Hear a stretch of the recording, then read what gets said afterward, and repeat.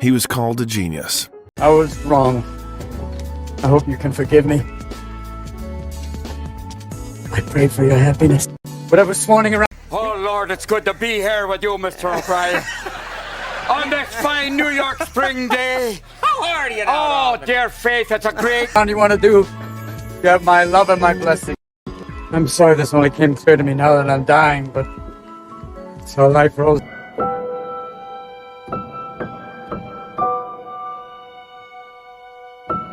Fine, Teddy. South. The only people who don't look back with regret are idiots and psychopaths. And I got a lifetime of regrets, boy. Smile, my boy. Sunrise. We're doing okay. You know, we're working hard to kind of build our strength and acclimating to the It's time for your next adventure. I have no idea what I'm going to do tomorrow. How exciting. new normal. A large part of what we're doing through this grieving process is giving and spending time focusing on the, others. He was called a genius for the sharp humor, for the incredible transformations, for the deep tragedy of his characters, and the sincerity of each story. He made us laugh and forced us to delve into the deep meaning of the messages beautifully wrapped in a screen packaging. He is the legendary Robin Williams. He's the Einstein of comedy. He played in hundreds of films tirelessly, giving a smile to his audience. But behind the external extravagance and irrepressibility, a completely different person was hiding. His life was filled with demons, worries, and fears that many people still don't know about. What was he really like? Why did he talk about his childhood with sorrow? At what point did addiction get the better of him? And how has he changed in the last months of his life? Welcome to the Biographer channel. Let's get started. A boy who was named Robin McLean. Childhood. Williams was born at St. Luke's Hospital in Chicago, Illinois on July 21, 1951. He was lucky to be born into a very wealthy family. His father, Robert Fitzgerald, was a senior executive in Ford Motor Company, and his mother, Lori McLaren Smith, had her own modeling business in the past. In addition to wealth, the Williams family could also boast of origin. So Robert came from a prominent Evansville family, and Lori was the great-granddaughter of Senator and Governor of Mississippi Arnold J. McLaren. For both Robert's parents, their marriage was the second, and by the time of his birth, the family was already raising children from previous relationships. But the boy's relationship with his stepbrothers did not work out. Todd and Murin often lived in another family, were noticeably older, and were not particularly interested in Robin. Later, the actor said that wealth and famous ancestors did not make him a happy child. It would seem that the boy was surrounded by everything that any child of his age could dream of, except for one thing: the attention of loved ones. His father worked a lot, and his mother often traveled with her husband or spent her time with dinner parties to which friends and colleagues gathered. Lori said afterwards, "I didn't realize how lonely Robin had been. He had some very lonely years. You think you're being a wonderful mother, but maybe you aren't." Robin was often on his own and socialized with the maids rather than with his family. The only companion and friend of his childhood was imagination and rich fantasy. Short, shy, and private, he spent most of his time alone playing with his toys. "I was an only child, so yeah, for a long time it was just me and the puppet. But even then, it became the basis that helped Robin in the future to adapt, to be flexible, to look for a solution in any situation." Thanks to his mother, the talent of the future star was born. The boy noticed early on that making his mother laugh was an opportunity to get her attention. "The first laugh is always the one that gets you hooked," he pointed out. "For me, it was my mother. I was always trying to make her laugh." In another interview, he said about it again, "When I was little, my mother was funny with me, and I started to be charming and funny for her, and I learned that by being entertaining, you make a connection with another." Besides, Lori herself became an example for him. The bright, witty woman was the first beauty of New Orleans and sometimes did not miss the opportunity to surprise and amuse the audience. So one day, Lori appeared at a charity event in an expensive dress and with a piece of dark Scotch tape on her teeth, giving food for conversation about herself for several days. The problem with being overweight and self-doubt weighed Robin down so much that one day it led him to a school psychologist. He was often ridiculed at school, and the boy found a way to cope with reality. He used comedy, which he picked up from his mother's witty sense of humor, as a defense mechanism. Were you acting up like this all the time? Which is great. I was kind of geeky in school. I was very quiet, very like, wow, what are you guys doing? Okay, that sounds reasonable. I have to go away now. What are those? I don't know. I was very quiet. In 1963, the Williams family moved to Detroit, where his father was offered a higher position to head the main office of the company. There, they settled down in a luxurious mansion with dozens of rooms in a 20-acre land plot. Young Robin was made to change schools, but it only did him good. He already knew a way to endear himself to people, and thanks to his sense of humor, he earned a reputation as one of the most popular guys at school, although not immediately. I spent about 3 years in an all-boys school near Detroit. Williams is quoted as saying, "It was almost like the one in Dead Poets Society. Blazer Latin motto. I was getting pushed around a lot. Not only was there like physical bullying, but there was intellectual bullying going on. It made me toughen up, but it also made me pull back a lot. I had a certain reticence about dealing with people. Through comedy, I found a way to bridge the gap." At a private rural day school in Detroit, the future actor was able to show all his talents. He excelled in his studies, was a member of the school football and wrestling teams, and even became class president. He was able to overcome his painful shyness thanks to the drama faculty of high school. There, he developed his artistry, inspired by the works of comedian Jonathan Winters. Friends of the future star will remember him as a very funny man who often parodied teachers and disrupted lessons at school. He eventually found friends and got rid of the extra pounds, but self-doubt would stay with him for the rest of his life. From that moment on, humor would become a kind of mask for Williams, a way to safely communicate with others. I think it helps. I think it can really be a good thing. It kind of releases, a great energy in people. You can talk about things that are quite sometimes painful and get across with comedy something that you couldn't talk just straight at because people would go, "Oh, please don't talk about that." At the age of 16, life changes again. His father retired early, and the family moved again, this time to California. There, the young man continued his education at Redwood High School and the practice of winning the hearts of others with a sense of humor. It is significant that by the time he graduated in 1969, classmates called him most likely not to succeed and funniest. In 1969, Williams decided to enroll in a political science course at Claremont College. He achieved one of the highest results in the entrance exams. Williams Sr. really wanted to see his son become a future diplomat, and readily paid for his studies, but life turned out attracted him. I was barely active mentally, I was having a lot of fun at that point, and Claremont was very conservative with a lot of economists, a lot of think tank guys. The biggest demonstration they had was 2 guys with a sign in front of the ROC office. The girls were part to blame for this story. The theater club at Claremont College was predominantly female, and many guys went there to meet young female students. Robin was no exception, who was trying to impress a local drama teacher who was 25 at the time. It was there that Robin realized that acting gives him what he craves, attention.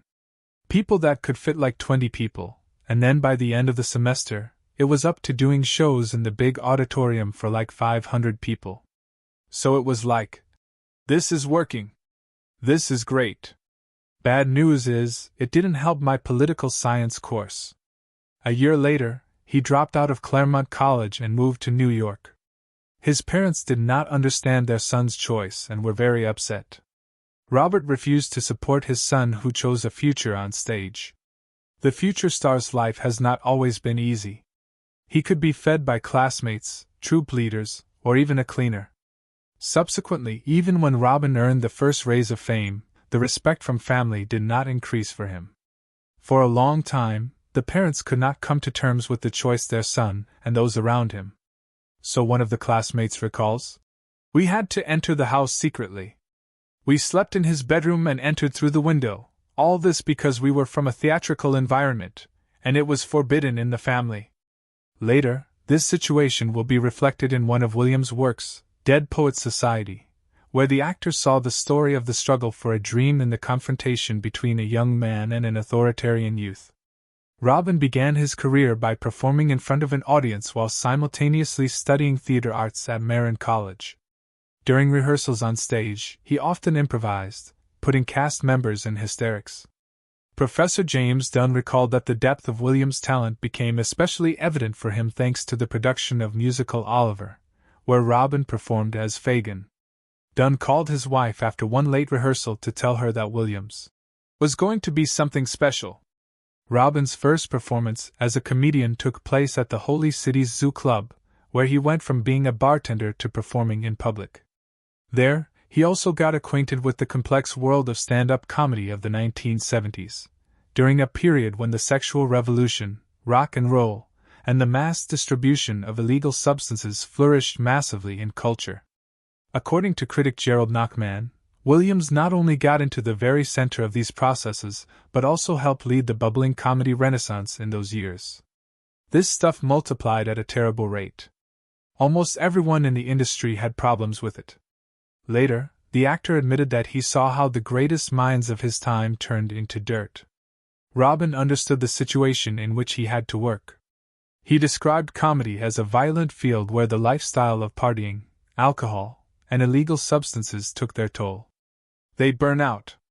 It takes its toll, he recalled. If you're on the road, it's even more brutal. You got to come back down to mellow your ass out, and then performing takes you back up. Sometimes they just give up.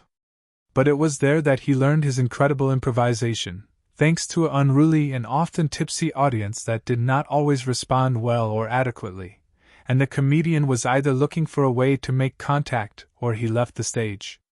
So one day during a performance, one of the spectators poured water on him, spat on him, and swore at him. What should you do in this situation?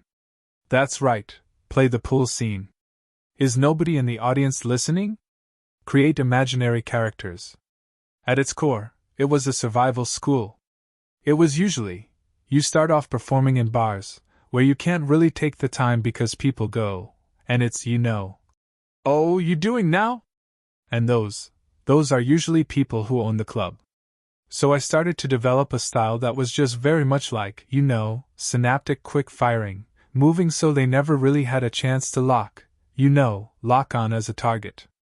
And then it started to develop as being this kind of idea of taking an idea and going with it, and then breaking away. And that's been kind of the style. In 1973, Robin decided to continue his studies at the famous New York Juilliard School. There, he had the opportunity to deepen his knowledge of theatrical art. He was one of 20 students who were accepted for the first year and one of 2 students accepted by John Houseman for the advanced training program that year. Another was Christopher Reeve. Later, he'll describe the first impression of the future star as follows. He wore tie-dyed shirts with tracksuit bottoms and talked a mile a minute. I'd never seen so much energy contained in one person. He was like a balloon that had been inflated and immediately released. I watched in awe as he virtually zoomed off the walls of the rooms and hallways. To say that he was on would be a major understatement. According to Robin himself, if Christopher was chosen because he was stunningly handsome, then Williams was chosen as a character actor with unusual inclinations, hairy and funny. They would become good friends who would stay in touch until Reeves' death in 2004 after an accident. Robin's son Zach will remember that they were like brothers, and Williams paid many of Reeves' medical bills as well as providing financial support to his family. But let's go back to the 70s. In parallel with his studies, the future star practiced wit performing in New York nightclubs with humorous monologues. And in between studying and performing, he worked as a waiter. The funny sketches of the young stand-up artist were popular, and the club owners willingly invited Robin to their place, paying him well for his work. Classical education also helped. It provided tools and helped to get out of unexpected situations. So during the premiere of one of the clubs, all the microphones broke during the performance. The organizers did not know what to do because the show was in jeopardy, and the sound system went out. And the guy went, "What are we going to do? What are we going to do? I can talk loud."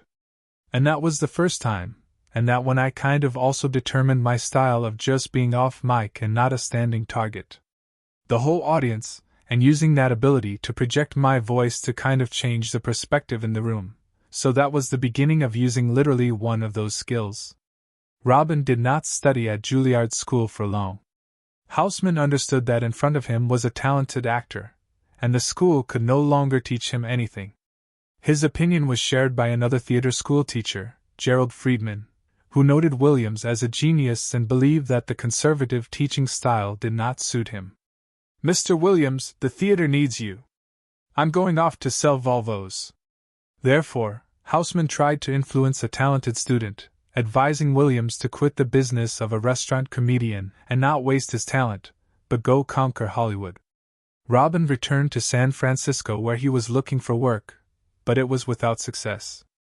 After participating in a small original Harold Pinter's production The Lover, the young comedian was looking for a place to show his talent, and he happened to see an ad that a local Presbyterian coffee shop was looking for comedians to entertain visitors between coffee and musical compositions. There, Robin began to hone his work with the audience during his performances, which eventually became very popular. Realizing that there was room to grow, he still decided to move to Los Angeles and continued his performances in local clubs. Perseverance paid off.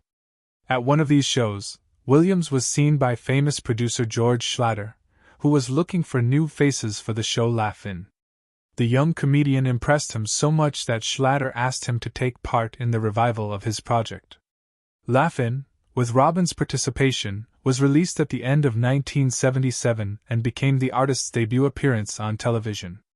Also that same year, Williams performed a show at LA Improv for the home box office. Unfortunately, Laugh-In didn't last long. Even such a young bright artist could not revive the show, and it gradually lost viewers. But it was a good boost for the comedian's career and helped him attract the attention of other producers. After the closing of Laugh-In, Robin had to return to performing in public and hone his improvisation skills. From that moment on, Williams became a welcome guest on popular shows and was even invited to perform in front of the London public. An indicator of Robin's success can be considered an invitation to the Richard Pryor Show, where almost all comedians dreamed of getting on. Soon, another project appeared on his track record. It was 8 is Enough. Each appearance to the general public enhanced Williams' reputation as a talented comedian, and soon he would have a chance to successfully consolidate the status. It was the role of an alien named Mork. As before, Robin was spotted in one of the nightclubs. The sister of director Gary Marshall was impressed by his performance and offered him to try out for the role of Mork in the TV series Happy Days. The same creative artist helped him get an unusual role. And then I went in and basically just started talking in the weird kind of helium voice and sat on my head and just started off just playing. And then just 'cause I went, "What have you got to lose?" And they went, "Yes." I went, "Serious?"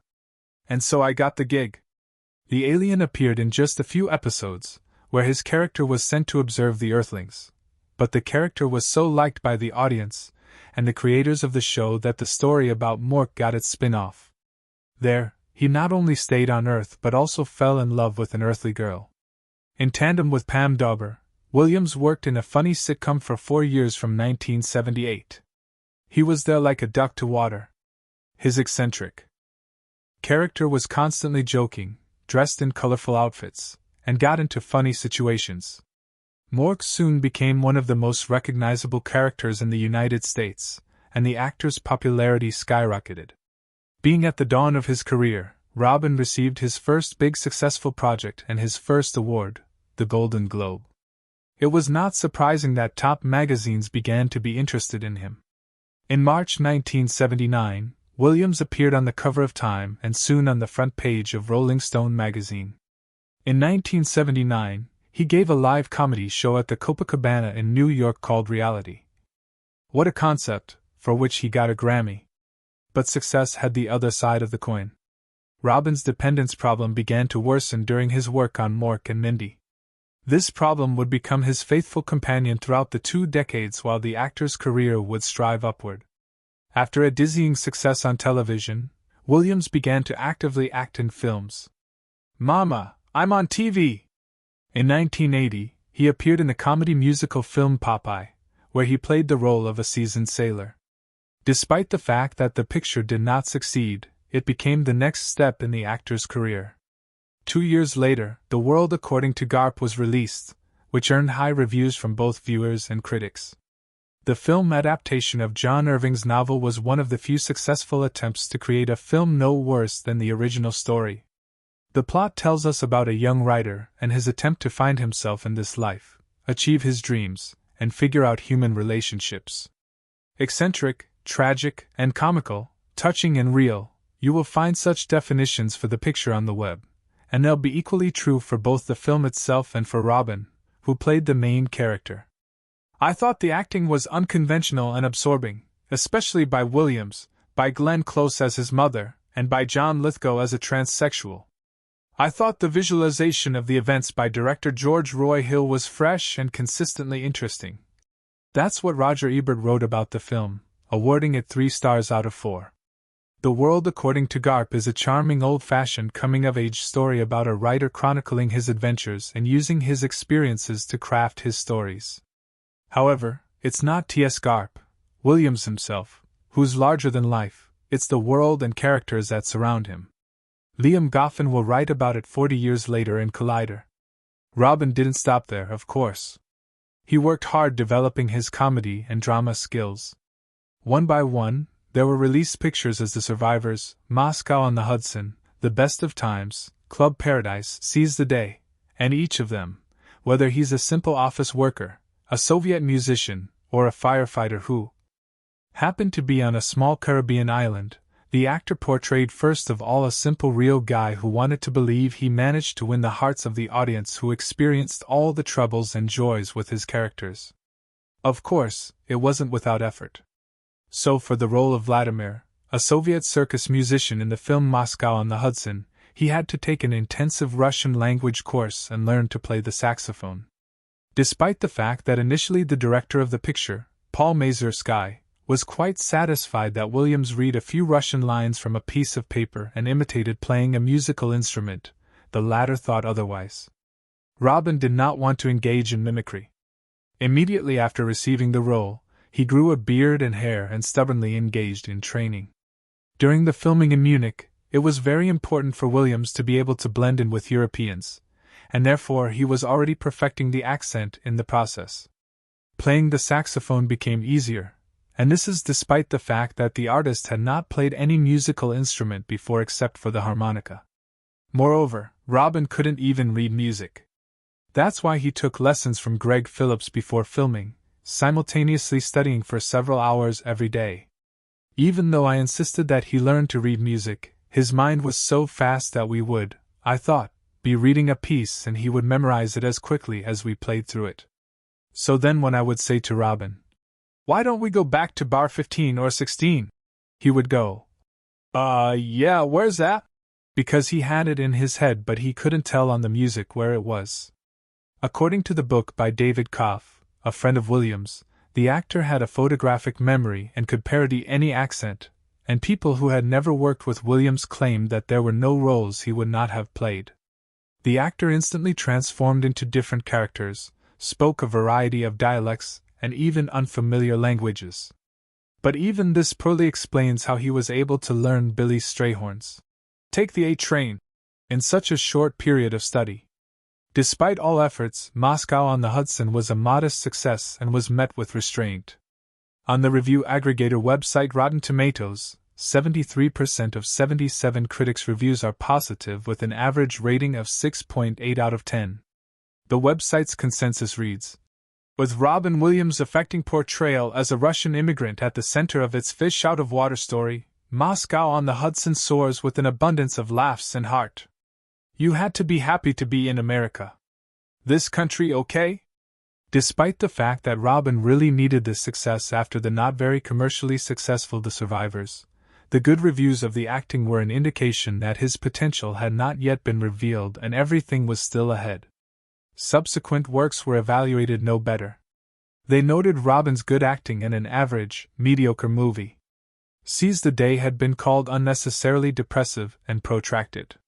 Writing in New York Magazine, critic John Leonard called the film ugly stuff, but said that Williams, quote, is for the most part up to it. At the same time, the actor took part in the voicing of documentaries and continued to work in stand-ups. He was actively invited to various shows. Whoopee, well, the fun's just beginning. I have a choice. I can either become a priest or go blind. But with the external, irrepressible energy and flow of improvisation that accompanied Robin's every performance, every shooting, he was a completely different person in life. According to the memoirs of his friends, the comedian was a closed and taciturn person. No one knew what was really in his soul and in his head. Classmates and colleagues on the stage recall that the actor either remained silent at all times or invented a hero for himself and immediately transformed in front of the interviewer. It was no longer Robin Williams, but a certain character created by him. Both the fans and the people who worked with him believed that Robin could easily play any role, and only those close to him knew that any image, joke, or parody was the result of a lot of effort and endless work on himself. His condition was aggravated by addiction to alcohol, heavier things. After a burst of energy on stage and loads, he wanted to relax. They were given to the actor for free from people who dreamed of capturing his attention as well as using it for their own purposes. After leaving the stage, Williams seemed to be falling into a downward spiral, getting deeper and deeper into his addiction. Perhaps only Valerie, the actor's first wife, knew what the real Robin was like. They met in a bar in San Francisco in 1976 while still working part-time in stand-ups and studying at Juilliard School. She often helped him by using her talent to warm up the audience. She remembered the first meeting for two things. Robin asked her to take him home, and he also tried to impress her with his knowledge of another language. Quote, he was speaking French and I was teasing him, and we had a kiss and I just knew I was going to see him again, she said. The couple soon moved to Los Angeles and got married in 1978, and in 1983, they had Robin's first child, son Zachary. I feel wonderful. It's great being a father.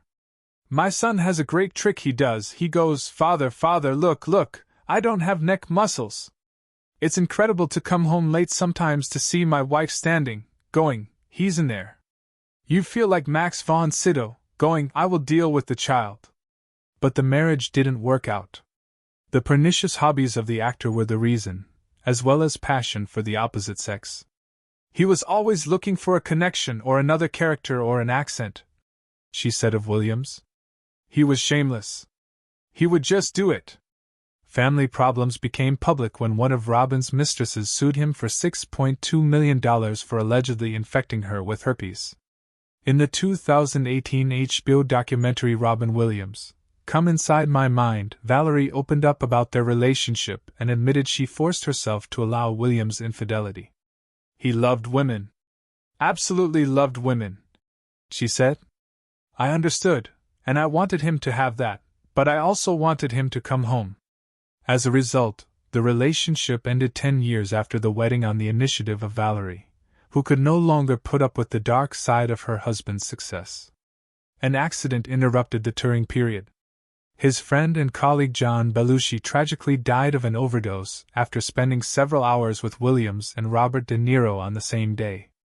This impressed Robin so much that he decided to radically change his life and fight for sobriety. Here's a guy who's a beast, who could do anything, and he's gone, Williams later reflected. That sobered the hell out of me. They say that a bicycle presented by a familiar owner of a bicycle store helped him in this. A new hobby brought the artist back to the bright side. For how long, no one knew, and he didn't know either. But that time, after suffering a shock, Williams decided to focus on his family and work, and ahead of him were victories and a role that turned his life around. We probably would never have seen Jumanji or Mrs. Doubtfire if Robin hadn't walked into producer Larry Bresner's office one day. During this innocuous meeting, he accidentally saw the script that was being developed for the upcoming film that you and we know was called Good Morning, Vietnam. Initially, the role of journalist Adrian Cronauer was not written for Williams, but he immediately showed great interest in it. As manager David Steinberg recalls, Robin said, "Wow, Vietnam disc jockey? That sounds really interesting. Can I do it?" Larry said, "If you want to, that would be fantastic." Larry set the movie up. He was then moving more into the movie part of their business, less the managing part. The anti-war drama tells the story of a DJ of the radio service of the U.S. Armed Forces who turns upside down the entire previously established tradition of conducting radio broadcasts. In addition to news reports and music, one could hear witty and obscene humor from his broadcast, which creates a lot of problems and adventures for him. The prototype of the main character was a radio host, Adrian Cronauer, who worked as the head of the news department of the U.S. Armed Forces Radio in Vietnam and went on the air starting the program with a long drawn-out phrase. "Good morning, Vietnam!" Two of the brightest and most beautiful regions of Thailand served as the backdrop for the production of the picture. Bangkok became the filming location for most of the scenes in which the locals debuted on the screen, and to recreate the Vietnamese village, the film crew moved to Phuket, a lush and colorful island of Thailand. The director strictly forbade Robin to meet with Cronauer, fearing that by imitating the prototype, the actor would lose his own identity. That's why Williams was able to get to know the original DJ only at the premiere. But apart from himself and his service in Vietnam, most of the script is a creative invention. According to Adrian, much of what was shown in the plot was just a story. Commenting on his image in the film, he said, "Anybody who has been in the military will tell you that if I did half the things in that movie, I'd still be in Leavenworth right now. A lot of Hollywood imagination went into the movie. I was a disc jockey in Vietnam, and I did teach English in my spare time. I was not thrown out of Vietnam. I stayed for my full one-year tour and I was honorably discharged." Apparently, the actor agreed with this. Describing his role, Robin admitted that his portrayal of Cronauer in the film was only about 5% character, 95% himself. But it was this comedy drama that demonstrated Robin's unique ability to combine improvisation with scripted comedy and drama. All the errors were prepared by Williams himself. "I had no idea what my progression would be. I was just doing it. I was just getting gigs, trying to work. It was literally like, what's the next job?" Under the guidance of Barry Levinson, the actor worked overtime to get used to and act out his image well. He thought through all the jokes of his character in advance. What seems to us to be a successful improvisation was actually the result of hours of work.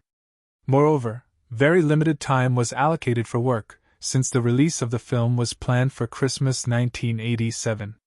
For the sake of his research, the actor went to Thailand to study the local mentality and history in more detail. Thanks to a consultant, he mastered the local soldiers' slang from the Vietnam War and local pop culture. Williams wrote down many notes, clarifying which topics were banned. Among them were Kinks, Beatles, Top 40, psychedelic, etc. Williams also learned some pretty crafty shorthand. Hone's Revenge was, for instance, an American Army term for diarrhea. Other nicknames the military boys had developed were even less appropriate. Then at night, he would try to return to his hotel room and practice Cronauer performances to try himself at work and hone his jokes. Robin went to a Rio recording studio in Bangkok, and together with Levinson, they selected the best of them. Robin was very nervous after not very successful previous works. He was worried that Good Morning, Vietnam would be his last work, and it was so important to him that everything went perfectly, that he was ready to pay for the reshoot if something went wrong in his opinion. As a result, it took several days to shoot the scenes at the radio station, and the audience was able to admire this part for only 12 minutes during the entire film. But there was so much material that, according to Levinson's recollections, they were unable to use so much. "In the end, I was struggling to get him to believe me that we were on solid ground. So it was a time of insecurity for him because he hadn't had the kind of success in movies that he did when he exploded on television with Mork and Mindy. And we all felt a little pressure, because there had never been a film about Vietnam that had any humor in it. We weren't doing goofball comedy, but he was nervous about that and the fact that he hadn't had a breakout film. The director, seeing the talent and capabilities of his main actor, always relied on his improvisation. So during the scene with the English lesson, Robin followed the script dryly and clearly. Levinson understood that this was not working. There was no impact to the audience. Therefore, he took a break from work. To his surprise, during the break, Williams quickly found common ground with the extras. Sitting in a shady place, he talked to his film students and they laughed. So during the break, Levinson came up to Robin and said, "Look, what you were just doing was so much more alive than what we were doing. So here's what I'm going to do. I'm going to give a hand signal to the camera guys, and you just start talking, wander around, pick up the main points of the scene, but let's not be bound by the script." The key to Robin's image was his personality. The artist was very good at getting along with people. That's why they agreed. When the director gave the signal, Williams was just talking to someone from the class. As a result, scenes were built from these conversations. Good Morning, Vietnam earned $123 million, huge popularity, and brought Robin his first Oscar nomination. A year later, the audience saw the actor in a new image, the King of the Moon in Terry Gilliam's adventure film The Adventures of Baron Munchausen. In the same year, Williams appeared on stage with Steve Martin in the play Waiting for Godot at Lincoln Center. Terry was delighted to work with Robin and spoke warmly of him many years later. "I loved Robin. He was just extraordinary. When we did The Adventures of Baron Munchausen, even though the budget had gotten out of control, Robin said yes and was an utter joy. Almost everything he says is him ad-libbing. We did have a script, but he would go off track, and it was hilarious." Williams was able to cement his status as a serious actor in 1989 in Peter Weir's film, which became iconic. You've probably already guessed it. We're talking about Dead Poets Society, in which the actor had the main role, the English literature teacher John Keating. The film was based on the book of the same name by Peter Weir. It became a real cultural phenomenon, telling about an out-of-the-box thinking teacher and his students, whose lives he turned upside down. The film takes place in 1959 at the Welton Academy, a strict and elite boarding school in Vermont, which students often refer to as the Helton Academy. Therefore, the revolutionary approach of the protagonist acquires additional significance in the context of the social turning point in education. Here, Williams was able to play to the fullest, whistling, climbing on the desks, and making sparkling jokes. Robin was able to successfully convey all the ambiguity of his character using body language and skillfully balancing between the facets of the main character's personality. No matter what anybody tells you, words and ideas can change the world. Interestingly, you and we might not have seen the actor in this role because Mel Gibson and Liam Neeson were also considered. But Disney wanted Williams in this role so much that it rejected all other candidates. The comedian himself was also initially not very keen on the idea of taking on this project. According to the screenwriter Tom Schulman, Robin was very evasive when it came to working on the picture. Schulman said that Disney put a lot of pressure on the actor by moving forward with production plans without his commitment. The film was to be shot outside of Atlanta, and they built sets and everything, and after the first day, Robin Williams didn't show up. Schulman said, "They canceled the production, burned the sets. We actually had dailies of the set burning. And I thought, well, that's the end of that." The reason for this unusual behavior was not obvious to Robin. The actor was not eager to work with the then-director, Jeff Canoe, whom he disliked. Most likely it was mutual, because Canoe himself promoted Neeson into the lead role. It was only after Canoe left the director's post, and Weir was hired instead, that Robin returned to the project. This fact is an indicator of how much significance the actor had at that time in the world of the film industry. And the producer's bet was justified. The actor improvised, as usual, improving about 15% of his dialogues. "He never stops acting, he's always cracking us up, but I don't get a sense of who he is extra in real life," St. Andrews senior Rob Ellis told the News Journal of Williams on set. For the sake of this improvisation, the director even hid from the studio bosses half a day of unofficial filming, during which he gave the actor a real carte blanche. Weir later said that this approach was chosen by him for a reason. While working on the general scenes, where Williams played with other, younger, and more inexperienced actors, the director was afraid to give the comedian complete freedom of action. Everything was banal. He was afraid that the cast would not play but laugh all the time. I planned a half-day unscheduled shoot where I let Robin do his thing. We completely concealed this from Disney's front office. We set up 3 cameras in the corners of the room, and I told the boys, Robin's coming after lunch to do a scene that isn't in the script. Just remember he's still your teacher, Mr. Keating, and you wreck the scene if you laugh like you're watching a stand-up comic. So act amused, but don't overdo it, Weir said. As a result, it was these scenes, where Williams portrayed John Wayne and Marlon Brando, that were included in the final version of the film. Romance, countrymen! Let us. You can also imagine, maybe John Wayne as Macbeth, going, "Well, is this a dagger I see before me?" Robin did not change who he was outside of filming, walking around Delaware and willingly communicating with the locals. That's why everybody now feels a connection to him, Mayor Ken Branner told Delaware Online after the actor's death. We have a great legacy with him, with dead poets, that'll never go away. He also tried to build friendly relations with colleagues on the set. Josh Charles, who played one of the main character's students, warmly recalled the joint period of work on Dead Poets Society. I was most struck by how kind he was and how nice he was to the 17-year-old, 18-year-old kids, which is really sweet to hear, Charles said. Williams made great effort to be just one part of the ensemble. He said Dead Poets Society did not take first place during the release, but earned about $100 million, as well as many awards, including the BAFTA Award for Best Film and the Academy Award for Best Original Screenplay. Williams also received his second Oscar nomination for Best Actor. The film was a huge success among critics and viewers, but there was one famed critic who did not like the movie, Roger Ebert, who gave it 2 stars. Instead of the final scene, he said, "I was so moved I wanted to throw up." But in his case, such a characterization can be considered rather a compliment. Over the years, the popularity of the picture has grown, giving rise to side plays and novels, as well as becoming familiar in school curricula and in lists of inspirational films. After these 2 films, Williams was perceived as an actor who could handle the widest range of images in various roles. Well, Rob wasted no time and continued to work hard. He still gave his irrepressible energy to the audience, looking for a way to find peace of mind in his work. I've realized that it's important to do for me.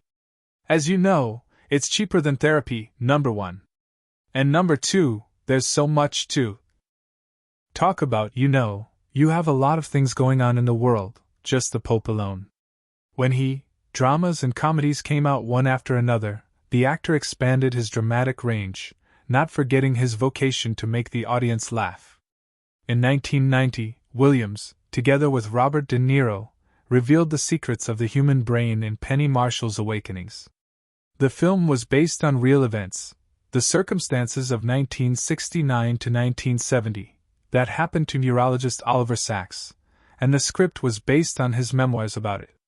The movie was true to the original and told about Sacks' attempt to use an innovative method to treat patients who had survived the epidemic of lethargic encephalitis with a neurostimulator that had previously been used to treat Parkinson's, a medication that would be found in the comedian's blood later under the tragic circumstances of 2014. But so far, he did not even realize that he would meet with this medicine again, already in personal therapy. Both Robin and De Niro were made not only to talk to the neurologist himself but also to observe his work and real patients in the hospital before starting to create images. The doctor, in addition to consulting with the actors, was on set and helped match to the prototype. Williams himself got the role of Sacks, and during the preparation for his role, the actor became close friends with the doctor. Williams even cited portraying Sacks' sire as his favorite role in a Reddit Ask Me Anything, saying, "I think playing Oliver Sacks in Awakenings was a gift because I got to meet him and got to explore the human brain from the inside out. Because Oliver writes about human behavior subjectively, and that for me was the beginning of a fascination with human behavior." De Niro portrayed a patient who was able to temporarily get rid of the disease thanks to the efforts of a doctor, albeit temporarily. Despite attempts to fully match the original, Robin's character's name was changed. He became Malcolm Sayer. Scenes of violent side effects from experimental medication treatment had been mitigated too. In addition, events and scenes were added to heighten the dramatic effect. And it was a success, again. Good box office and critical acclaim, and it even got the approval of Roger Ebert, who gave the film 4 stars out of 4, calling the role of Dr. Sachs one of the best in Williams' career. Awakenings was nominated for 3 Academy Awards. Robin was again left without the desired statue, but the movie confirmed the actor's success in dramatic roles. In the same year, the actor gave reason not only to sympathize but also to laugh. Roger Donaldson's Cadillac Man was released on the scenes, where Robin played the role of a car salesman whose life was not going well at all, until the jealous husband of one of his colleagues broke into his office, and all this turned into an extraordinary situation that led to a rethinking of his hero's life. Here, the artist was an unsuccessful womanizer, a funny man, a hustler, a deep psychologist, a desperate father, and just a good man who was ready to sacrifice himself for others. The plan for you, the plan that's going to get you out of here, huh? And not just you and me. Because you and me, we're in this together, you know what I'm saying? The film did not become brilliant. It received mixed reviews from critics and collected only $27 million with a budget of $15 million. Roger Ebert had mixed feelings about the film, giving it 2 out of 4 stars, stating, "My problems with Cadillac Man were probably inspired more by false expectations than by anything on the screen. And maybe if Robin had come crashing in through the window in the first scene, I would have liked it more." 1991 was a particularly fruitful year in the actor's career. He managed to prove himself in as many as 5 projects, including the tragicomedy The Fisher King, the family comedy Hook, as well as the voice acting of the cartoon A Wish for Wings That Work. The role of a homeless man with a clouded mind became one of the most unusual in Robin's career, and one of the most tragic. As the story progresses, we learn that his character is named Perry, but in fact he is Henry Sagan, a teacher at Hunter College, broken after the death of his wife. The indirect culprit of this tragedy is the other main character of the picture, Jack, a radio host portrayed by Jeff Bridges. Under the able guidance of Terry Gilliam, Robin was able to reveal the full tragedy of the devastated human soul, subtly and skillfully moving from one personality of his hero to another. In an interview with The Hollywood Reporter in August 2014, Gilliam said of Williams' performance that, "It is the whole breadth of Robin, which no other part, I think, out there does. It's all there. You start seeing floating little fat people tell you that you're on a mission from God. They'll slap you some heavy Thorazine. I said, give me a sign." According to the director, it was felt in working with the artist that, for Williams, his image had become something more than just a fictional character. This was especially evident with the episodes where Perry struggled with the persecution of the Red Knight, the embodiment of all the darkest sides of his character's personality. "I didn't have to push him, because he believed that was true. He knew the darker side, and what it means to have demons," Gilliam said, adding that Williams helped to turn the scenes from cutesy on the page to something much darker. Williams was already known for giving himself completely to his work, but in working on a scene about Perry's inner nightmares, being chased by the Red Knight, and being tortured by teenage punks, he seemed to have pushed himself to the extreme. The director recalled that the actor was so deeply involved in his role, so deeply worried about what happened to his character, that he went to the extreme. The entire film crew was afraid to approach him. Robin was on the verge of adequacy. He constantly asked to reshoot these scenes, constantly asking for a new take. This scene wasn't a challenge to shoot as far as effects are concerned, but it was very hard from an acting point of view, because Robin was tearing his guts out emotionally. "And I had to really stop him," Gilliam said. "I had to say, Robin, you reached a point here way beyond what we expected. We've got what we needed. Now you're just hurting yourself." The last shot of this scene, where Perry runs in a hysterical state, was filmed several times, and Williams, anyway, was angry that he was not given enough time to correctly portray his character's experiences. Robin was an incredibly strong guy when he'd worked himself into this state of madness for the part. Nobody could approach him. The first assistant, the stunt guy, nobody wanted to get near him. They were terrified, Gillian recalled. So I had to go up there and tell him, Robin, what we have here is very good, and if we look at the rushes and it isn't, I promise you I will reshoot it. It is not surprising that the film received wide recognition among critics and viewers, as well as a number of Oscar nominations. It included a nomination for Best Actor for Robin Williams, as well as 2 Golden Globe Awards, one of which was also received by the artist.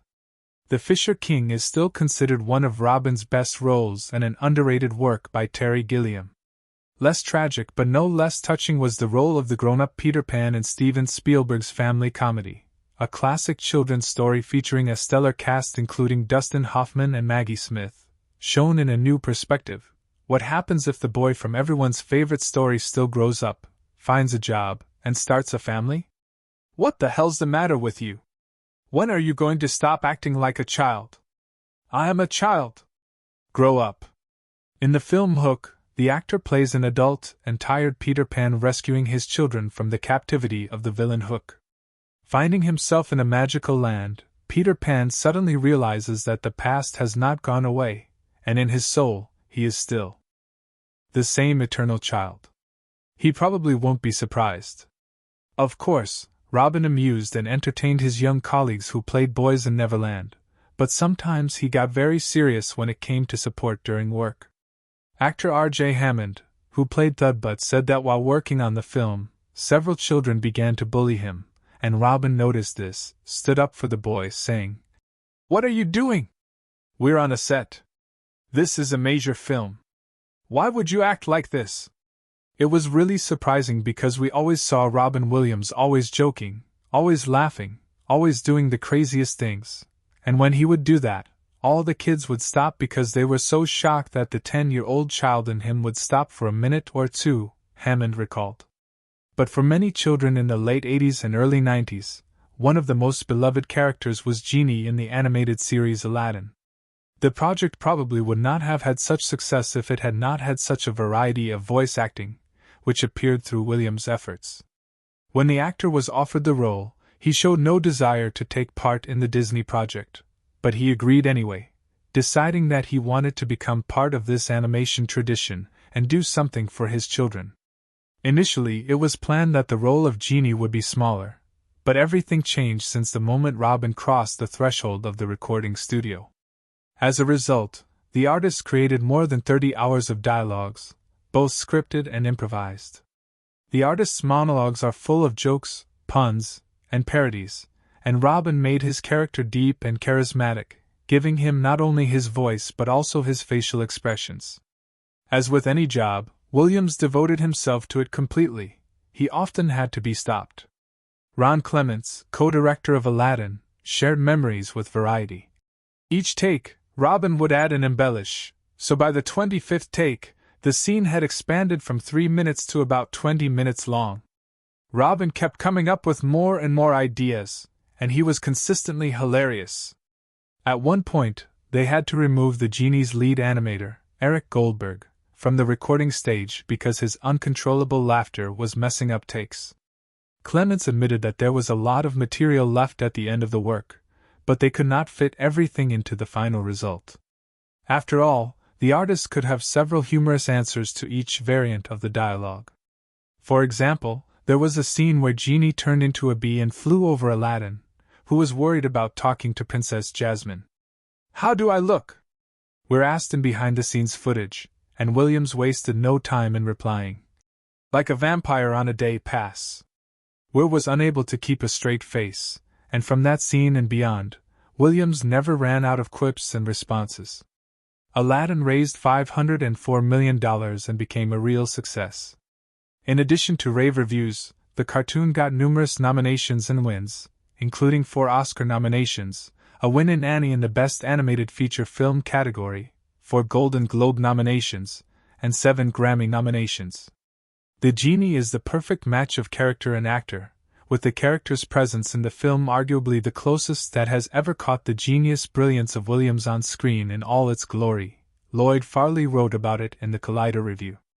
The success was overshadowed by the conflict between the artist and the Disney studio. What happened between them? Robin, signing the contract, agreed to participate at a lower salary amount, only $75,000 instead of $8 million, only on the condition that his name and character would not be involved in advertising. But the agreement was violated. Genie was on the poster and was featured in the commercial. In addition, the studio used his voice. The actor's reaction was predictable. As a result, he refused to participate in the sequel, The Return of Jafar, and the genie was voiced by another actor, Dan Castellaneta. Robin would explain his position later. Then all of a sudden they release an advertisement. One part was the movie, the second part was where they used the movie to sell stuff. Not only did they use my voice, they took a character I did and overdubbed it to sell stuff. That was the one thing I said, I don't do that. That was the one thing where they crossed the line. The studio's attempt to improve the situation with the help of a gift, a Picasso picture worth $1 million, did not change the artist's position. The conflict continued until the official apology of Joe Roth, the new chairman of Disney, who took over in 1994. This brought Robin back to the role of the genie in the 1996 film Aladdin and the King of Thieves. In 2009, the feud finally became a thing of the past when Williams was hailed as a Disney legend at the D23 Expo. Continuing to bring serious themes to comedy projects, Williams appeared in Barry Levinson's drama comedy Toys. The theme of war and peace, militarism and pacifism, parenting and new technologies are touched upon in cheerful and toyish tones. Robin, of course, took the main role in this work, playing Leslie Zeville, the son of the owner of a toy factory who's trying to resist an evil uncle to enslave the world. Yeah, use your noodle. Good night. The project turned out to be very ambiguous. On the one hand, there were 2 Oscar nominations and 6 nominations for the Saturn Film Award. Among them was the Best Actor category for Robin Williams. On the other hand, there was a nomination for the Golden Raspberry for the Worst Director. After its release, the film failed at the box office without even making its budget back. Critics have read Levinson's work mostly negatively. They criticized the ragged plot, the lack of a strong story, and the motivation of the characters. The film has an approval rating of 29% on Rotten Tomatoes based on 28 reviews and an average score of 4.5 out of 10. The website's consensus reads, quote, "Like a colorfully over-engineered doll on the shelf, Toys might look like fun, but its seemingly limitless possibilities lead mainly to confusion and disappointment. But that's what failures are for, to draw conclusions and move on." Moreover, Robin was in great demand, and new cool projects were waiting for him. America's Best Dad ahead. Robin Williams has been at the peak of his popularity since the early 90s. It is in the 90s that the bulk of the actor's work falls, which you can name even when you're asleep, and it was launched by a comedy that became a cult classic. Chris Columbus' Mrs. Doubtfire brought Robin a new round of mass popularity, as well as a new production experience. His character Daniel Hillard loses his job and family and decides to take a desperate step, to change into a woman's dress, put on a wig, and get a job as a nanny at his family's house in order to establish relations with his children. "I'm here, guys!" In some form in the film, his character needed help in a convincing enough costume so that his children and ex-wife would not reveal an ingenious plan to transform. In real life, Robin and the film crew also had to work hard. It took more than 4 hours a day to transform the artist into Mrs. Doubtfire, and a lot of makeup and prosthetics were used. In addition, a multi-layered latex mask was used in the work, which was assembled from several parts and painted by a makeup artist during a long, painstaking process. Together with the prosthesis, the mask was supposed to convey all the micro-expressions of Robin's face as well as wrinkles and give the nanny's face maximum realism. According to the director, Williams' inexhaustible energy led to the fact that during the creation of the film, its creators shot almost 2 million pounds of tape. The entire filming process was organized based on the format of the artist's work. At first, there were 3 or 4 takes according to the script, and then Robin improvised. Columbus recalls that, quote, "There was a lot to see in improvisation, required 4 cameras and the grueling work of a screenwriter who recorded all the lines and changes in the artist's dialogues by hand." Robin was so carried away that he often did not remember the last remark he said. We would go to the script supervisor and ask her, and sometimes she didn't even get it all. Often he would literally give us a completely different take than what we did doing the written takes. None of us knew what he was going to say when he got going, and so I wanted the camera on the other actors to get their reactions. The studio was loving what they were seeing. The film was a box office success, taking second place in fees as a result of the release. The comedy became the best film of 1993 and entered the top 100 highest-grossing films of the Dream Factory. This result led to the fact that in 2014, Columbus discussed a sequel with Robin, and according to the director, the artist was interested in such a prospect and there was even an outline to the script. But the sequel was never meant to happen. In 2023, they started talking about making a documentary based on the materials of Mrs. Doubtfire, which was never included in the original film. "Yeah, we're talking about a documentary and trying to get it done," Columbus said. "We want to show Robin's process. There's something special and magical about how he went about his work, and I think it'd be fun to delve into it." According to the director, the rights belong to Fox Disney, and they can do whatever they want with this property. But should they? No. God, no, Columbus thinks. The popularity of the story about the energetic nanny led to the fact that Williams' legacy is still being tried to revive. So in 2023, a play of the same name was presented on Broadway in the West End, but the director of the original did not really appreciate the result. "I was just reading a lot of reviews, ironically, today, and about the Broadway show which opened in New York this week. And this guy who's playing him, Rob McClure, is supposedly very energetic and phenomenal," Columbus told the outlet. But he's no Robin. Robin was one of a kind. Not forgetting his dramatic talents, in 1993, Williams appeared with the drama Being Human by Bill Forth. The picture's bet was on the talent and name of a popular artist, but the implementation of the idea itself turned out to be mediocre. The plot consists of 5 complete but interconnected stories that take place in different eras. The key link is Robin Williams' hero, who is reincarnated in each new story, making his way through life. Being Human failed at the box office, earning just over $1 million at a cost of $40 million. It was criticized for its tightness, flatness, lack of dynamics, and superficiality. Robin was unable to fully reveal his talent in this project, or else Forth could not fully disclose it. In the meantime, in order not to lose his comedic ardor, the artist simultaneously took part in small works. This is how he played the father in one of the episodes of the children's program In Search of Dr. Seuss. In 1995, Williams played another high-profile role. Alan Parrish is a teenager who plays the dangerous and magical game of Jumanji, which radically changed his life. Freed from the world of Jumanji, he meets the children who live in his house and follow into the same trap as he did many years ago. Oh look, 2 of those pieces are yours, right? Who's the other piece? The elephant was mine. The film, directed by Joe Johnston, became an adaptation of the work of the same name by Chris Van Allsburg. Robin's partners on the set were young Kirsten Dunst and Bradley Pierce, who got the roles of the next generation of children looking for adventure, as well as Bonnie Hunt in the role of the main character's best friend. Initially, Robin did not plan to star in Jumanji and agreed only after reworking the script, which changed the concept of presenting his character. Speaking about the film's development in 1995, the film's director Joe Johnston recalled that, quote, "I know that Robin didn't want to do this project unless the father-son story and this fish-out-of-water man-child element were made more prominent." The actor continued to support his young colleagues on the set, realizing how difficult their first steps were. It was difficult for young Pierce to work in the makeup of a monkey, which his hero turns into in the course of the story. The application of the makeup required daily sitting for 3 or more hours. But Robin's guidance became an important episode in the career of a 12-year-old boy. Shoot, Robin sat in one of the makeup chairs next to me to keep me company and give me tips on how to get through the application process because he had done it on Mrs. Doubtfire.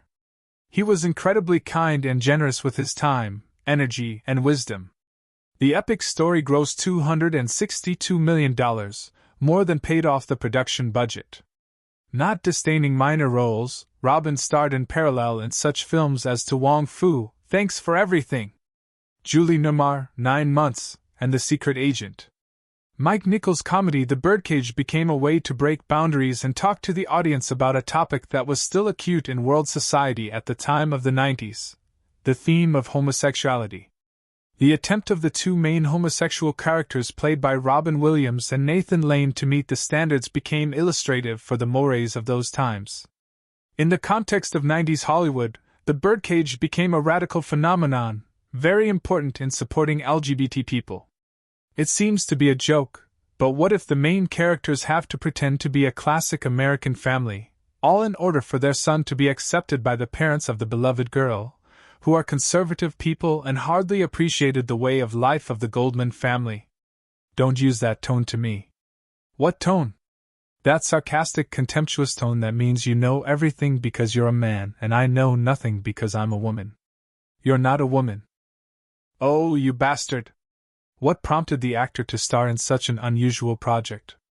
It was the acting fun, the message of the movie, and a great script with a wonderful group of people. It's like some of Parfait. It's got everything, he admitted. And Diane Weist's laugh is like a drug for me. He didn't really care how society reacted to the result of his work.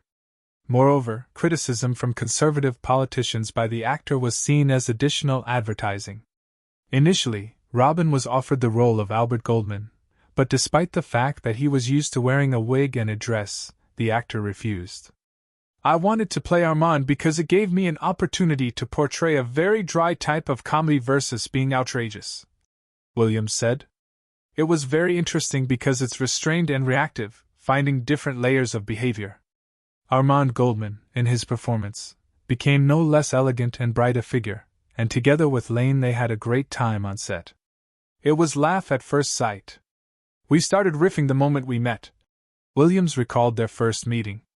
Realizing that he had brilliant comedians in front of him, Nichols gave Robin and Nathan the opportunity to improvise, but there was one condition: weeks of hard rehearsals were required before filming. The best ideas were included in the final scenario. Nichols very generously would say, "All right, I will give you a wild take to get it all out of your system and say whatever it is that you're dying to say, or if you have an idea you want to pursue." And a few things came out of that. So the scene of a wild demonstration of dance styles beloved by many was thought out by Robin himself with the help of choreographer consultant Vincent Patterson, and the end of the scene was an improvisation at all. The actors managed to do their job well. It was so good that the director laughed so much he had to cover his head with a blanket. A good joke quickly turned into a good friendship, which was maintained after filming. So during the Oprah show in 1996, in the context of the comedy press tour, Robin supported Lane, who was not ready to discuss his sexuality in public. "I don't think Oprah was trying to out me, but I said to Robin beforehand, I'm not prepared. I'm so scared of going out there and talking to Oprah. I'm not prepared to discuss that I'm gay on national television. I'm not ready." He said, "Oh, it's all right. Don't worry about it. We don't have to talk about it. We won't talk about it." According to Lane, at the moment when Oprah began to ask leading questions, Williams quickly and decisively seized the initiative of the conversation, leading him in the other direction. "Robin was just the greatest person, just such a beautiful, sensitive soul, and so kind and generous to me." The film about family values in the context of homosexual relationships was a huge success. Despite the fact that, according to Lane, not all the gay community positively perceived the result of their work, basically The Birdcage was very warmly received by both viewers and critics, grossing $185 million at the box office. On the review aggregation website Rotten Tomatoes, the film holds an 84% approval score based on reviews from 62 critics, with an average rating of 7 out of 10. The site's critical consensus reads, quote, Mike Nichols wrangles agreeably amusing performances from Robin Williams and Nathan Lane in this fun, if not quite essential, remake of the French-Italian comedy. Despite the popularity of the projects, Williams never managed to get the coveted Oscar for the main role. But the next job would bring him a statuette for a supporting role. This role would be the image of mathematics professor Dr. Sean Maguire, who takes under his care a brilliant young man who constantly gets into trouble. The young man, played by Matt Damon, is named Will, so you've probably already figured out which movie we're talking about. Yeah, maybe that means you. In what way? Maybe you're in the middle of a storm, a big storm. The sky's falling on your head. The waves are crashing over your little boat. The oars are about to snap. The daring project of two aspiring stars, Damon and Ben Affleck, who worked on the script, was supported by Williams. Years later, Affleck told how important it was for him to work with a star of this level. I mean, he did so much for us by believing in us and doing that movie, and also by how warm and lovely and how kind he was and collaborative, he said.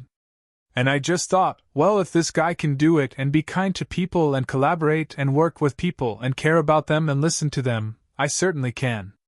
Neither Affleck nor Damon imagined that the famous comedian would agree to a role in their film. Tired of the constant rejections in Hollywood, they decided to take fate into their own hands and create a film where they would be guaranteed the main role. Of course, they needed a famous name to sell the picture to movie bosses, but the fact that Williams agreed to one of the roles was a happy accident. The young stars couldn't find a man for the role of Professor Maguire for a long time, and they were ready for any star who would agree to play this role. We wrote the role really open-ended. We knew we could just adjust it if Morgan Freeman or Denzel Washington wanted to come and play it. If Meryl Streep took the part, instead of a father-son relationship, it could be a mother-son relationship, Damon said. But suddenly, the young actor got the main role in Francis Ford Coppola's new project The Rainmaker, which increased Damon's star status, and it was Coppola who sent the script to Williams, seeing him as the most suitable candidate for this role. I read it and went, this is really extraordinary, Williams explained. The Sean character had such history that I was going, where did it come from? I found out later that it's based on Matt's mother and Ben's father, kind of a synthesis of the two. The filming process, of course, was not without improvisations, but it was this method of work that helped the film become as unforgettable as it is. Robin didn't just play with the dialogues. He voiced his lines with the voices of various celebrities. No one knew whose voice they would hear in the next take. Robin's co-star, actor Stellan Skarsgård, recalled. He was constantly improvising. Then we had to do it again, and he was James Cagney. I think it was 5 or 6 takes with a different person every time, he continued. And then gradually, he did something more and more like the character. Despite the fact that the role was dramatic, Robin understood what the audience expected from him, and the mischievous nature prevailed. So in one of the scenes where the professor tells the ward one of the most touching memories about his late wife, it was also not without tricks. Instead of following the script, Williams began to bring a touch of fun to the mournful speech. My wife used to fart when she was nervous. She had all sorts of wonderful little, she used to fart in her sleep. I'm sorry I shared that with you. One night it was so loud it woke the dog up. And no matter how the entire film crew tried to maintain their professional serious tone, the shot wasn't without sincere laughter. But Williams didn't just add laughter in the script. Thanks to him, the final was created, which was called perfect years later. What was scripted was that he just takes a moment and realizes, I'm gone. But in true Robin fashion, we did like 60 takes. We just left the camera rolling, and he did something different every single time. I remember when he said he stole my line, I grabbed Gus's shoulders and I felt him tense up. We were like, holy cow, what a line! How did we not think of that? The film was a more modest success than Mrs. Doubtfire, but it collected $225 million and received a lot of positive reviews as well as many nominations and wins. Among them were the Oscar for Best Original Screenplay and the Golden Globe for Best Feature Film Screenplay. And of course, Robin was not ignored this time. He received universal recognition and a golden statuette in the Best Supporting Actor category. Was the famous comedian ready for this? "This might be the one time I'm speechless," he said. He proved to himself that his choice was the right one.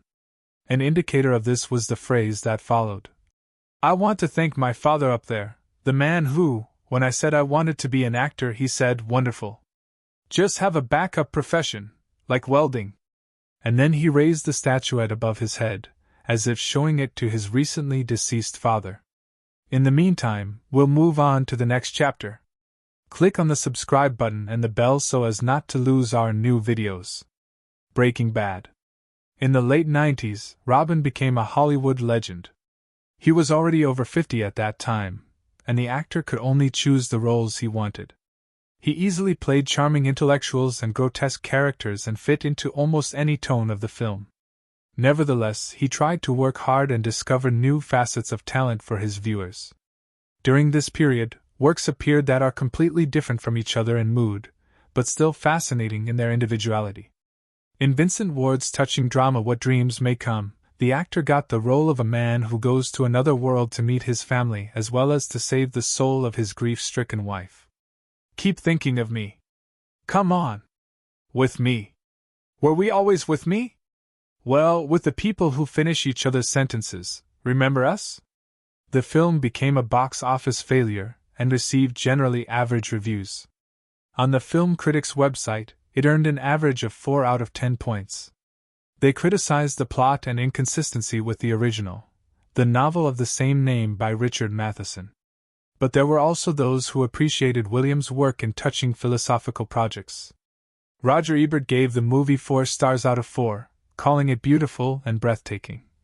"This is a film that, even in its imperfect form, shows how movies can imagine the unknown, can lead our imaginations into wonderful places, and it contains heartbreakingly effective performances by Robin Williams and Annabella Sciorra," the famous film critic added.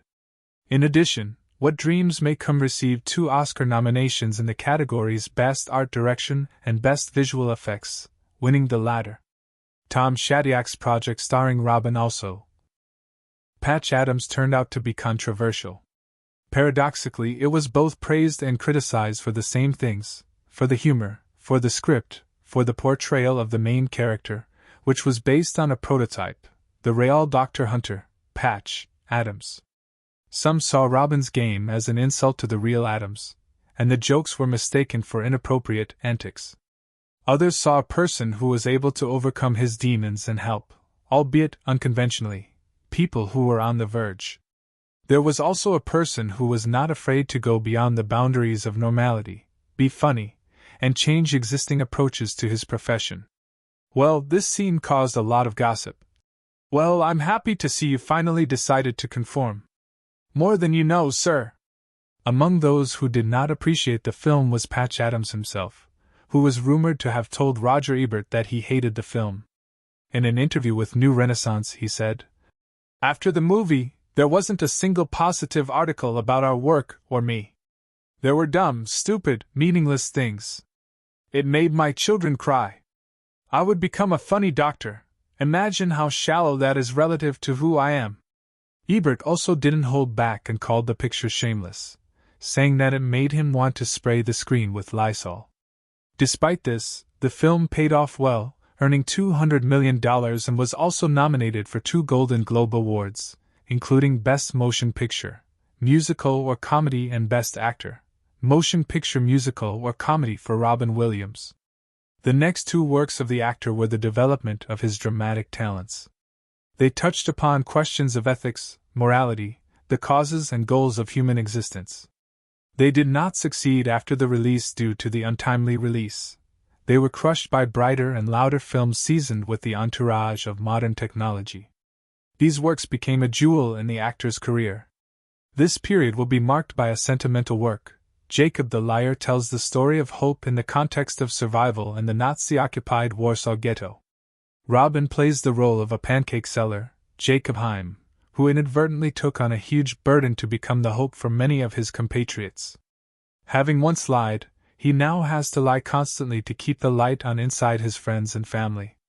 While working on the film adaptation of the German novel of the same name by Jurek Becker, Hungarian director Peter Kassovitz took on the task of creating a military drama, but from the inside.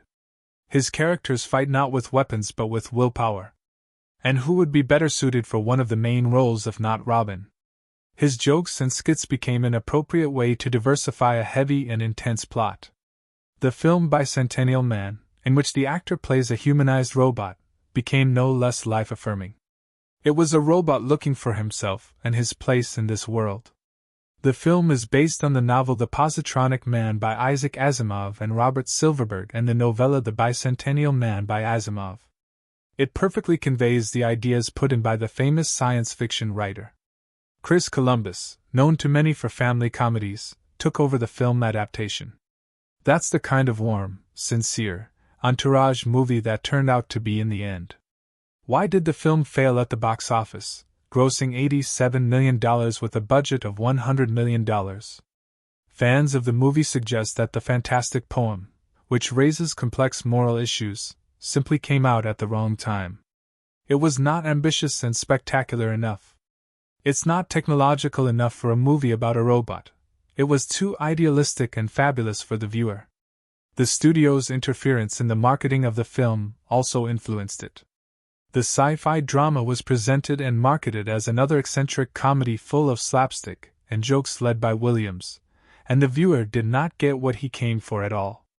Truly, if you're willing to take the chance, and if you feel like it's right, and sometimes it is and other times it isn't, you'll know pretty quickly. And it's a question if you have the courage to keep going with it, or actually the intelligence to let it go, it's not working. Farewell bow.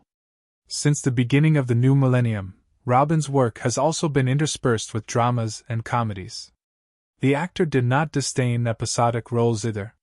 So, in 2000, he played a small role in the TV movie Model Behavior, and a year later, the holographic Einstein spoke in his voice in Steven Spielberg's fantasy drama AI Artificial Intelligence.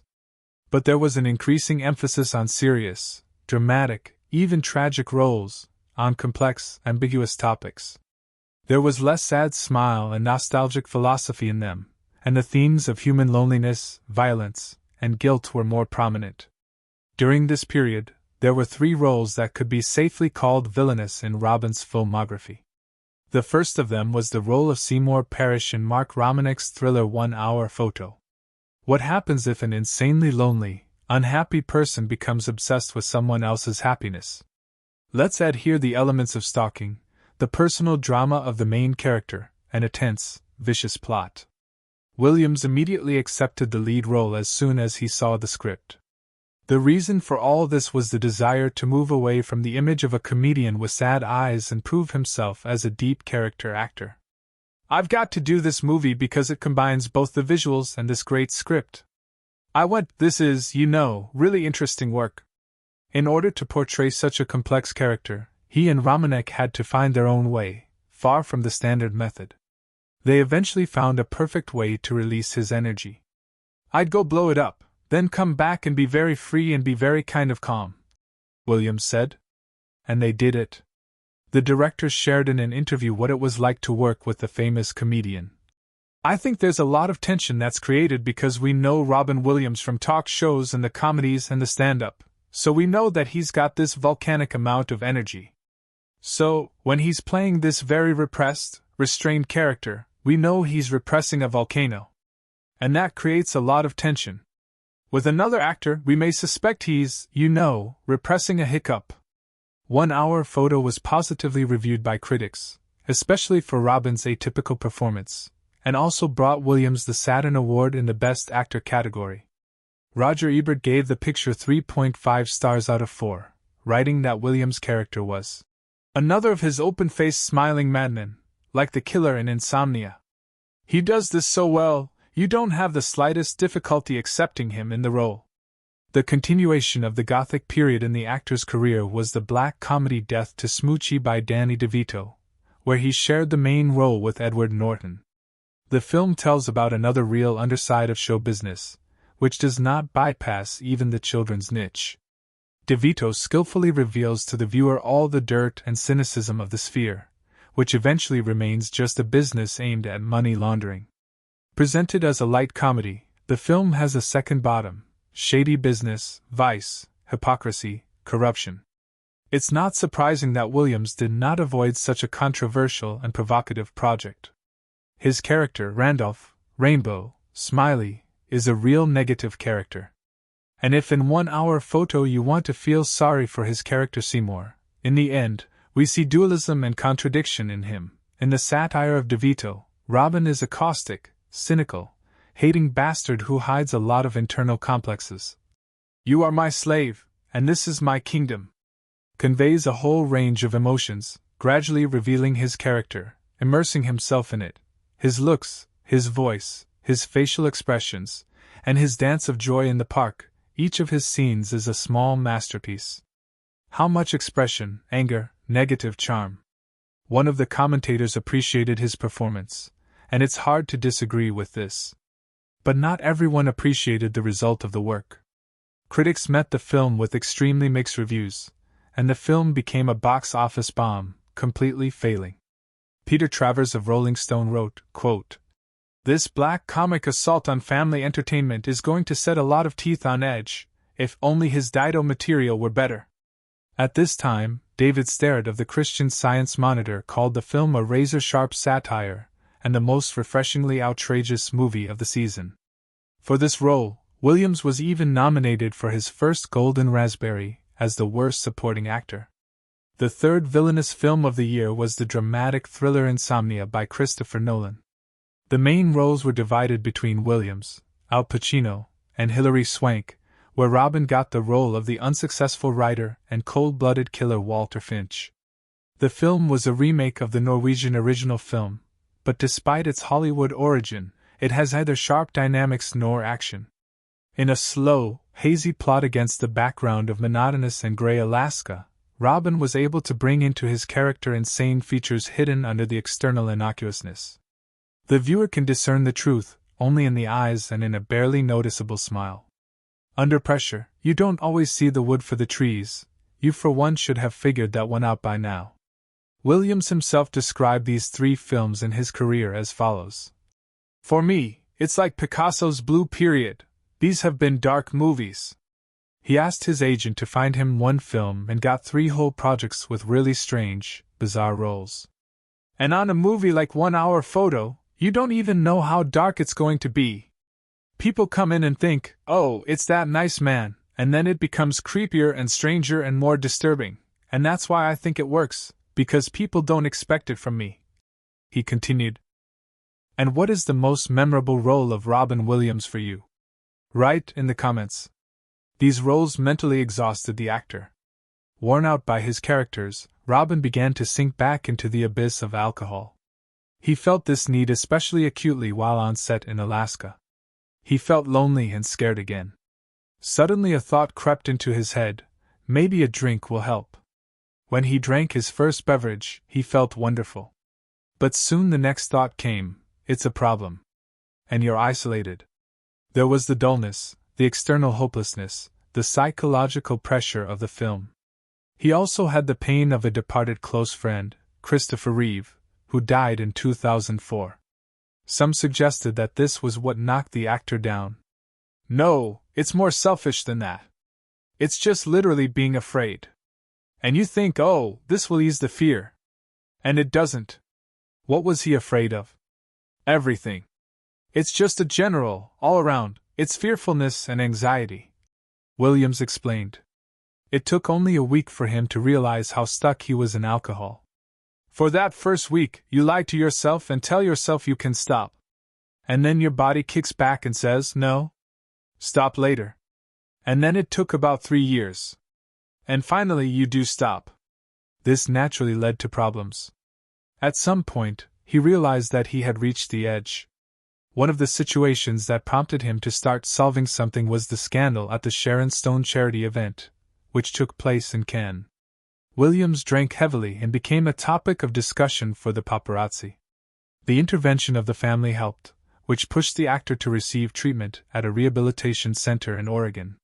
Gradually, Robin Williams' mask began to fall. Yeah, you start off initially riffing and kind of being real funny. But the weird thing is, how can you do a comic turn without betraying the precepts of group therapy? Eventually, you shed it, he recalled. The actor's secretary, Mara Buxbaum, said that, quote, he decided to take active measures to fight against this for his own well-being and the well-being of his family. Williams later said that for 2 years, he thought he could handle this problem on his own, but he couldn't. It's very hard to admit that you need help. But when you do it, it gets easier, he recalled afterward. From then on, Robin would constantly attend meetings of Alcoholics Anonymous, which helped him hold on. Despite all the worries, he still performed on the show and still joked. His halls were eagerly filled with those who wanted to listen to the witticisms of their favorite comedian. Yes, Dad's old men with a colostomy bag and a pitchfork. When he wasn't on stage, Robin seemed like a completely different person. Journalists who interviewed him often write about humility, mournfulness, and Zen demeanor. Paradoxically, here he is on the Jonathan Ross show, hyperactive to the point of insanity, speaking in all shades of voices and depicting scenes of internal dialogues. But when the cameras and spotlights are not directed at him, he seems to be a completely different person. And when he's not putting on voices, he speaks in a low, tremulous baritone, as if on the verge of tears. That would work very well if he were delivering a funeral eulogy. He seems gentle and kind, even tender, but the overwhelming impression is one of sadness. The Guardian journalist described the dialogue with Robin, so what was he really like? 2 years later, the actor returned to the big screens again, continuing his dramatic path and shocking critics with his work. He felt the need to play these gloomy characters, as if revealing a new side of himself, sinking deeper and deeper. It's the only way to go, he said once, adding that finding such characters remained a constant problem for him. It's hard to do, and also hard to go to those places. But now I know I can do that just by having the patience. There was a point where you have to keep making those big moves. I've done that. And some have worked. And a lot haven't. The independent film The Final Cut became the debut work for director Omar Naim, and for the actor, it was a way to prove himself in a non-standard picture about a possible future where every person has a chip implanted in his brain, recording his whole life. Here, Robin played the role of Alan Hackman, an editor whose task was to glue the final version of human life at the request of the relatives of the deceased, to glue, cutting all sins and unwanted frames. The deceased life for the sake of a beautiful and bright final picture. After so many years of observing someone's sorrows and joys, vices and crimes, Alan becomes cynical, impartial, insensitive. He spent all his years observing other people's lives, and his work absorbed him so much that he forgot about his own. Williams skillfully conveys this pain and the inner conflict of his character. Oh my God, that's me, man, that's me. You take people's lives, make lies out of them. My daddy is best daddy. The movie was received ambiguously. On aggregator sites, it has a rating of 5 out of 10, and the main complaint is the flaw in an initially good idea. Observing Williams' work, Roger Ebert wrote, there is another Robin Williams, a lonely recluse hiding inside the extrovert. Williams is able to channel this furtive, secretive persona for roles that are far removed from more Mrs. Doubtfire and Aladdin's genie. Williams brings this oddball outsider to a kind of perfection. In Omar Naim's The Final Cut, a moody sci-fi drama. In the same year, Williams appeared in another directorial debut. This time, it was a dramatic comedy by David Duchovny called House of D. Despite the fact that this role of the feeble-minded good friend of the main character was very easy for him and was highly appreciated by critics, the film itself received poor reviews. Perhaps it was the fact that Duchovny worked on the script for only 6 days, perhaps the absence of directorial experience influenced the results. Gradually, Robin's filmography was filled with more and more ambiguous and contradictory roles. This can be considered the image of a travel agency manager who, due to a simple deception for profit, gets into serious trouble. And there was also a TV presenter who discovered the manuscript of a boy who was bullied by his parents, as well as a comedian running for president. It's hard to call them a failure, but they couldn't boast of success either. You can see how Robin also tried, gave himself to every role, but you can also see how tired he was. After the release of the comedy RV, Runaway Vacation, by Barry Sonnenfeld, in Ebert's words, Robin Williams demonstrated once again that he's more effective on the screen when he's serious than when he's trying to be funny. The most high-profile work of this period was another role of the president, this time Theodore Roosevelt in the comedy Night at the Museum. The project led by Sean Levy was based on the children's book of the same name by Croatian illustrator Milan Trenk. Theodore Roosevelt, 26th President of these United States of America, at your service. Okay, the film was a huge success at the box office, becoming the highest-grossing film in the first week and grossing $574 million.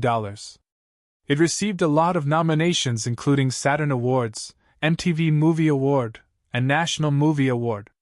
However, not all critics shared the massive delight of the picture, but the reviews did not prevent the comedy from getting two sequels, Night at the Museum, Battle of the Smithsonian, and Night at the Museum, Secret of the Tomb. And it was while working on the third film that the actor's health problems began to fully manifest themselves. But we will return to this a little later. And now, Williams was all about work. In addition to filming, he appeared in the reality show Extreme Makeover, Home Edition, and also unexpectedly became a target for laughter at the Kids' Choice Awards. In addition, together with 99 other famous personalities, he appeared in a miniature of the documentary The Aristocrats, which was dedicated to the American comedian Johnny Carson. Robin's attempts to return to the comedy niche were not a dizzying success. Ken Kwappi's License to Wed and Walt Becker's Old Dogs were criticized by critics, although in fairness, it must be said that they earned quite well at the box office. Perhaps it's all about the big names on the posters and the hope of Williams fans that their favorite actor is about to surprise them again with an incredible transformation and hilarious jokes. But the picture turned out to be mediocre. Fortunately, unlike John Travolta, Robin avoided the Golden Raspberry Award.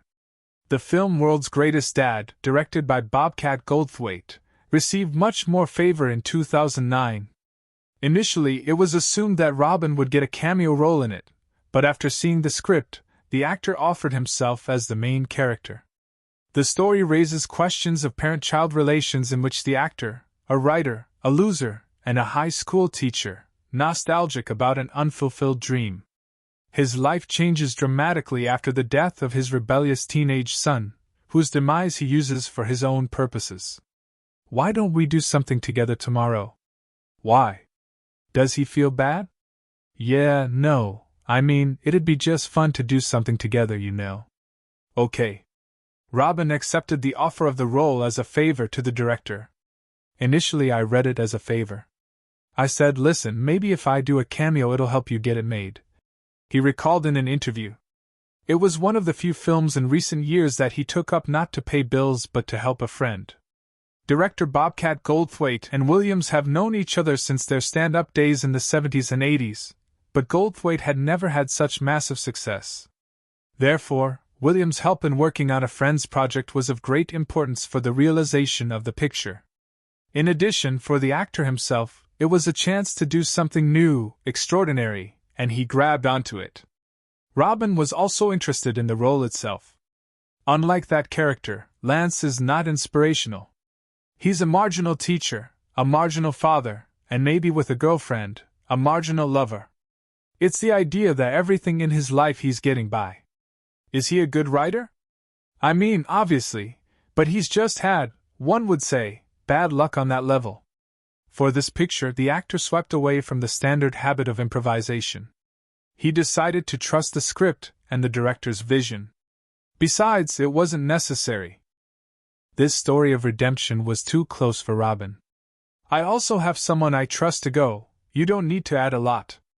And it's the way you feel like it's when you get afraid, you go, I got to push this. So once you have that faith, you go, cool, let's see what we can find. And you find it within like a much more kind of relaxed environment. I mean, you don't find yourself going, I'm acting now.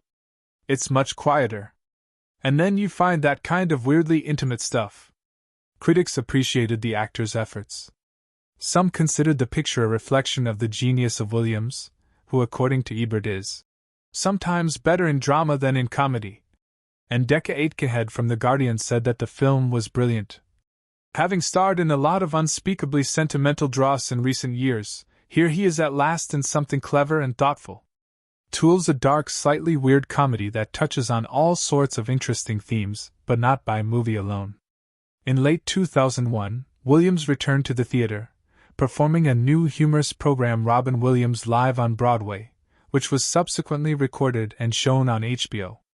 In 2009, he presented his one-man show Weapons of Self-Destruction at the Neil Simon Theater, which was planned as a tour of 80 American cities.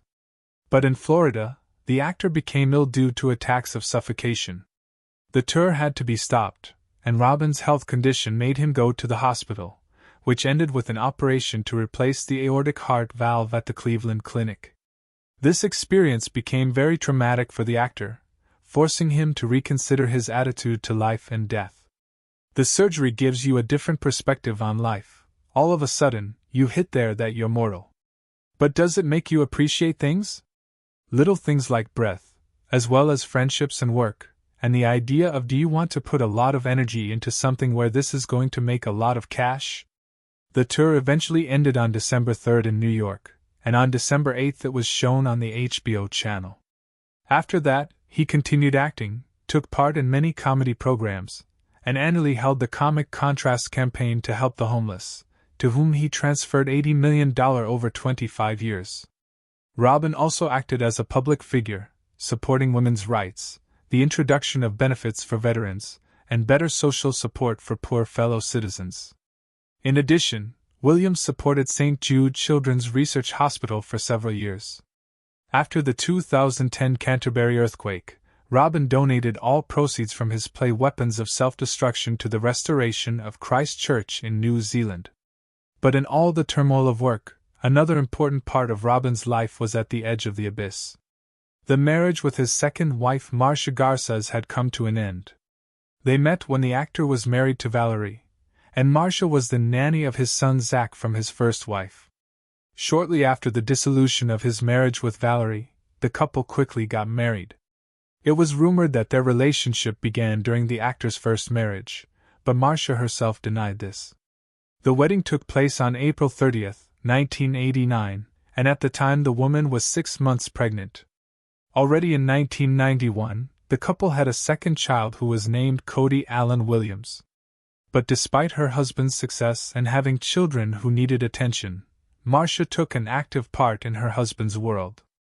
She worked with Robin as a personal assistant on some of his films, including Good Morning, Vietnam, and Dead Poets Society. Then she became a producer of the films Mrs. Doubtfire, Patch Adams, and Jacob the Liar. Marcia and Robin eventually formed a production company together called Blue Wolf Productions. The marriage lasted 19 years, and in 2008 Marcia filed for divorce, arguing her decision was due to insoluble contradictions. We may never know what happened in their family. It's assumed that they both failed to cope with the period when Robin was struggling with addiction. Oh God, you find yourself getting emotional. It breaks through your barrier. You've literally cracked the armor, and you've got no choice. It literally breaks you open, and you feel really mortal. Does the intimation of mortality live with him still? Totally. Is it a blessing? Totally. The breakup brought not only an emotional wound, but according to information, William's second wife demanded a very large sum after the divorce as moral compensation. The divorce agreement made him give up his Napa estate worth $29.9 million. His friends noted that the actor began to have depression. There was also a new fear, to be left without money, not to be able to pay bills.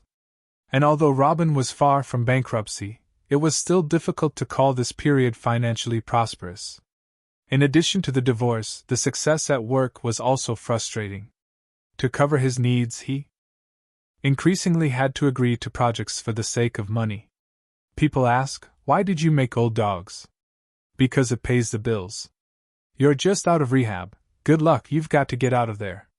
The actor admitted he didn't mistake them, he adds, for intelligent scripts, you know what you're getting into totally. You know they're going to make it goofy, and that's okay. After heart surgery, he had to slow down.